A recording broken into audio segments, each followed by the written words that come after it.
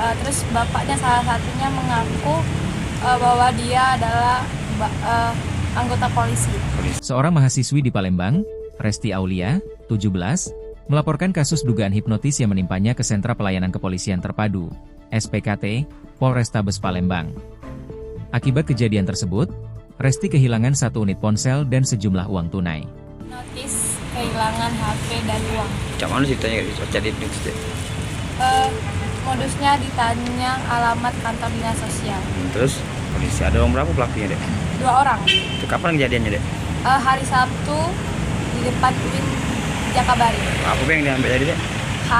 1 unit HP Vivo P40 Lite, terus uang cash 154.000. Itu pengakuan anggota polisi cak mana ceritanya dek? Dia mengaku kalau dia aman, kalau misalkan bapak ini berbuat jahat, saya polisi kan.